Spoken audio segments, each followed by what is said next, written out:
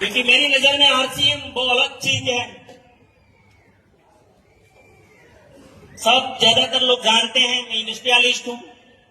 जब आरसीएम में आया था उसी दिन भी मेरी इंडस्ट्रीज थी। मैं बचपन से गीता जी का उपासक रहा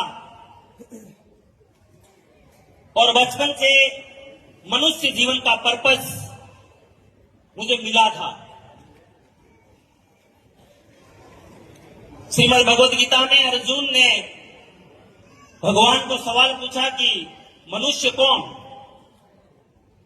तो भगवान ने एक लाइन में जवाब दिया कि मम वर्तमान वर्तन्ते मनुष्य पार्थ सर्वसः। अर्जुन 100% अवतारी पुरुषों को जो फॉलो करता है वही सिर्फ मनुष्य है। अर्जुन ने कहा कि भगवान ये हमारा काम नहीं है, कुछ साफ साफ बताओ ना। तो भगवान जवाब देते हैं कि अवतारी पुरुष इस धरती पर क्यों आते हैं, आके करते क्या हैं।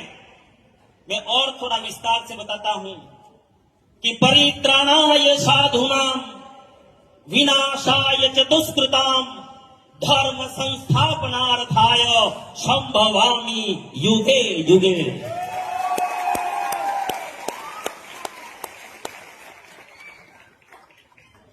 मुझे पता तो था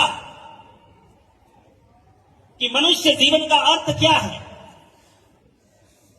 लेकिन मेरे पास प्लेटफॉर्म नहीं था और मेरी वो औकात नहीं थी, क्योंकि अवतारी पुरुष ज्यादातर राजा के घर में जन्मे थे और मैं तो गरीब किसान के घर में जन्मा था।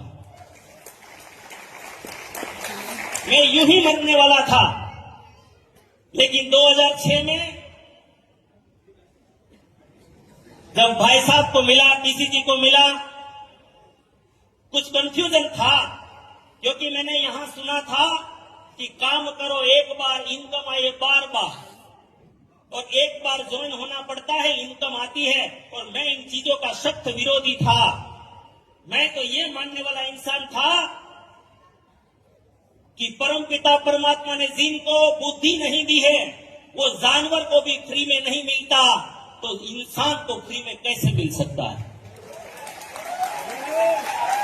क्यों? अरे जब तक इंसान एक सांस नहीं छोड़ता दूसरी सांस नहीं मिलती। ऑक्सीजन जब तक चाहिए तो कार्बन डाइऑक्साइड संसार को देना पड़ता है, वृक्षों को देना पड़ता है। और हम फ्री की बात कर रहे हैं। मैं इनका विरोधी था और ये भाई साहब को शायद याद हो ना हो, मैंने पूछा था पूर्व रोड की ऑफिस में कि ये फ्री वाला मामला क्या है। बोले मैं भिखारी को भीख देने में नहीं मानता, मैं भिखारी को रोजगार देने में मानता हूं।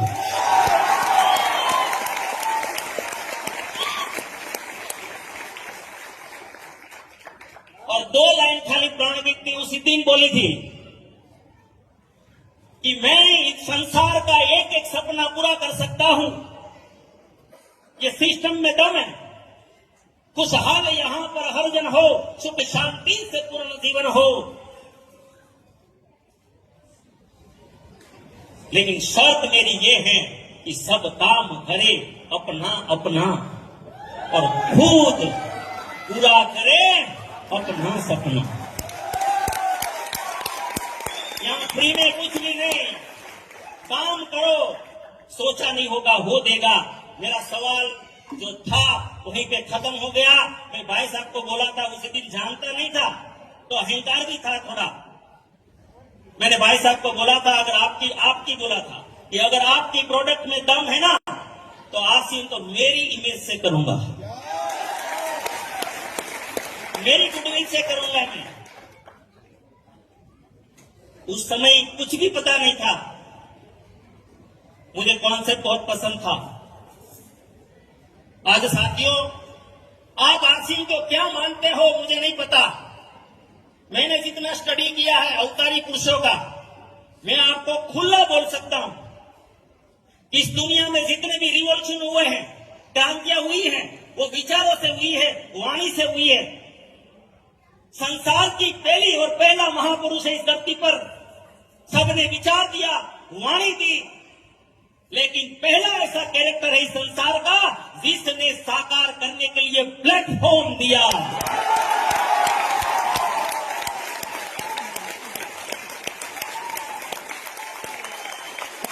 एकमात्र त्रिलोक चंद छाबड़ा, एकमात्र आसियन,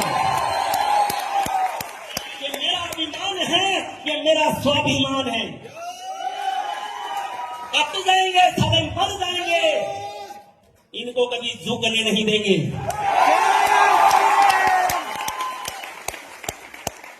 क्यों?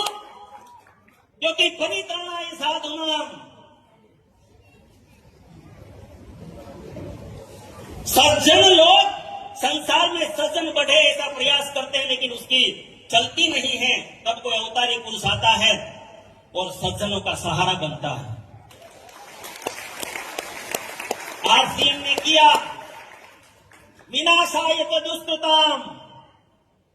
अवतारी पुरुष आते हैं और जो समय में आते हैं उस समय की जो भी चैलेंजें होती है वो चैलेंजों को खत्म करके अवतार जाते हैं।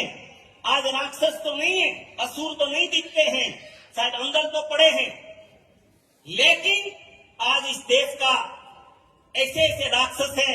सबसे बड़ा राक्षस है बीमारी, सबसे बड़ा बच्चों को मार रहा है, युवाओं को मार रहा है।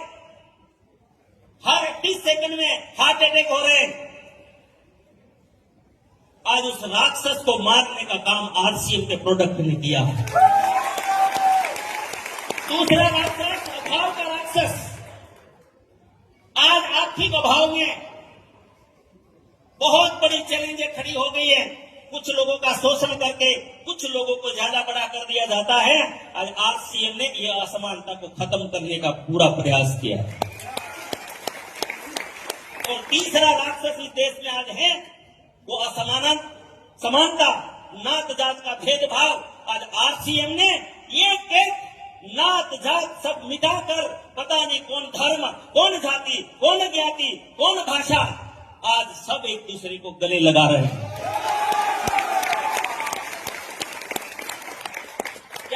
राक्षसों को खत्म नहीं कर रहा है, तो दूसरा चरण भी आरसीएम कंप्लीट कर रहा है कि विनाशाय च दुष्कृताम और धर्म संस्थापनार्थाय।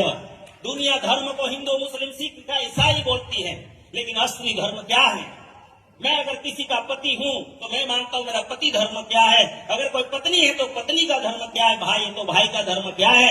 ऐसे सब जगह अपने अपने धर्म हैं।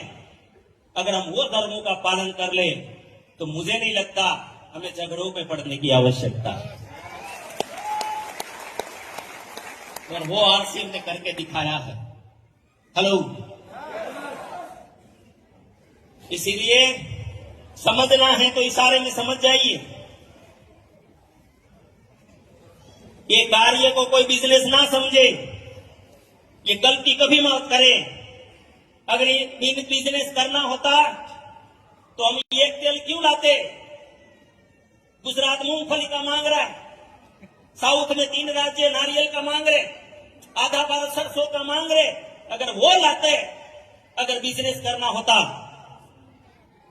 लेकिन आज एक ही चीज कि मुझे बिजनेस नहीं करना, मेरा स्वास्थ्य रक्षा का अभियान मुझे साकार करना है देश के लिए।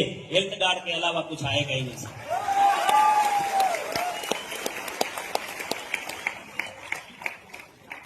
बहुत सारे प्रोडक्ट की मोनोपोली है हमारे पास, लेकिन हमने व्यापार नहीं किया।